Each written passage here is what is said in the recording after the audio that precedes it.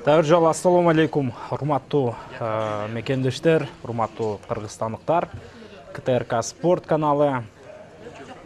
Азыр барыңыздардын назарыңыздарды Каба уулу Кожомкул атындагы спорттук жайга бурат жана алыш күрөшү боюнча өткөрүлүп жаткан республикалык беттешке ортоктош болобуз. 70 килограмм салмак чембирдигиндеги беттеш азыр ортодо Тагдырбек Бекташев жана Бекмамат Бейшеновдор күрөш өткөрүүдө. Жашыл кийимчен бул Тагдырбек Бекташев. Ал эми Бекмамат Бейшенов тиешелүү түрдө көк кийим менен ортого чыгып келген. Алыш күрөшү бүгүнкү күндө Олимпиадага мүмкүнчүлүгү бар күрөштүн түрү болуп эсептелинет. Жана бул жолу дагы биз кызыктуу эрөөлдөргө, күрөштөргө ортоктош болобуз деген ишенимдебиз. Азыр Каба уулу Кожомкул атындагы спорт сарайга келген көрөрмандардын дагы саны арбын экендигин көрүүдөбүз. Ал ортодо Тагдырбек Бекташев.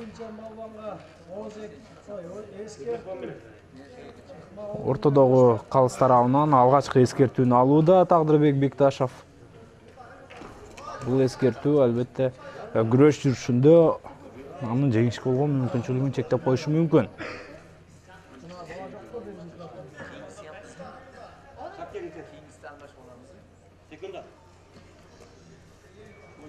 Ошондой эле бул мелдеште буюрса биз дагы күчтүү делинген балбандардын күрөштөрүнө ортоктош болобуз.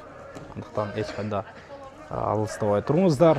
Кыргызстанда бүгүнкү күндө алыш күрөшү өтө жогорку деңгээлде өнүгүп жаткан спорттун түрлөрүнүн катарына кирет. Бирок күз айларында жыйынтыкталган бүткүл дүйнөлүк 3-көчмөндөр оюндарында көрдүк. Бул спорттун түрү азыр тек гана Кыргызстанда эмес, бүтүндөй Азия, бүтүндөй дүйнөгө тарап,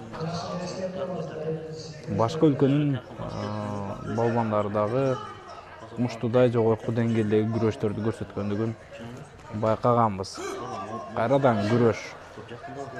Азыр Бекмамат Бейшенов активдүүлүгүн көрсөтүүгө аракеттенүүдө, бирок Тагдырбек Бекташев азамат бул жолу коргонууда өзүн жакшы көрсөттү.